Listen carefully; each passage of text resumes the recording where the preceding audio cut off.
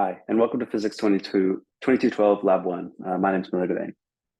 The purpose of this lab was to use tape to observe the transfer of electrons between two surfaces and calculate an estimate of the charge, number of electrons transferred, and also to do an experiment to determine approximately how much excess charge is on one piece of charged clear tape. The fundamentals of the experiment were we assumed that each piece of tape had equal distributed charge, which allows us to apply Coulomb's law. We use Coulomb's law, which is shown down here. We use Newton's second law, which is force equal to mass times acceleration. And we assume that the long tape is a point charge. The results of my experiment was that the charge of one piece of tape is 1.26064 times 10 to the negative 8 coulombs, and the deficiency of electrons on one piece of tape is 7.87902 times 10 to the 10. There are 5.58445 times 10 to the 6 atoms for every electron on one piece of tape, and the repelled tape B is shown here by the similarly charged tape A. Models, we assumed the system was tape A and tape B, and the surroundings was anything else that was in the room.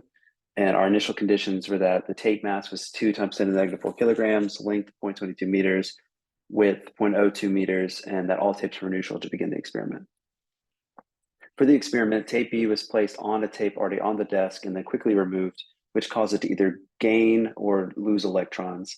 The tape was then placed near several objects to determine its charge, and finally it was placed on top of a similarly charged tape until part of it began to repel due to the like charges. Then I calculated the distance between the tapes to calculate its charge. The U tape was attracted to my hand. This is the tape that was ripped off. The U tape was attracted to a neutral box. The U tape was attracted to a negatively charged nail, but it was repelled by a different piece of U tape. And these reactions show that the tape was actually positively charged and had lost electrons when it was ripped off of the other tape. The tape mass was 2 times 10 to the negative 4 kilograms with 0.22 meters. These were shown earlier. And the distance between the tapes was 0.0270 meters. We used Newton's second law to calculate the amount of newtons of force. And since the tape's acceleration is 0, the forces are balanced, and we can use Coulomb's law to find the charge. That's shown down here. And the charge is this number. The number of electrons lost by a single piece of tape is the charge of the tape divided by the charge of a single electron. That's shown here, the final calculation. And the area of the tape is simply the tape width times the tape length, which is shown here. The area of an atom is the length of an atom squared. That's this number here. The number of atoms on the tape is equal to the area of the tape divided by the area of atoms. That's shown here. And the ratio is 1 electron for every 5.014 times 10 to the 6 atoms. Here's my Glowscript code, including all of the constants that I had calculated earlier. Put them in here, had some calculations and other stuff. And then that came to show the results that were shown here.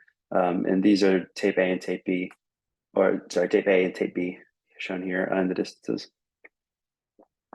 Further discussion includes potential errors, which are that the charges of each piece of tape may not have, or may have been unequal.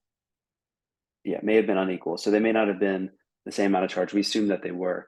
The charges could have been lost to surroundings on the pieces of tape. And I could have made calculation errors in my measurements. The charges could have been lost due to handling, right? So when I'm moving the tapes around, testing whether or not they're charged, that's when I could have lost some of its charge, which would further cause it to be unequal. Some model discrepancies were that the pieces of tape are not true point charges, and the charges on each tape are not exactly equal. So questions: what if electrons had positive charge and protons had negative charge? What would change about the observations you made with your tapes and other charged objects?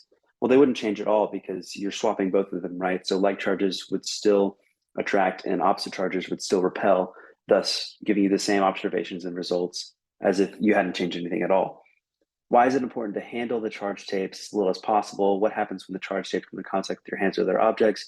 When you're handling them, they're transferring more electrons, which is causing them to change in charge even more. So the more you handle them, the more likely they are to change charge. So the less handling is more favorable for this experiment. Our conclusion is that objects can become charged simply by touching them.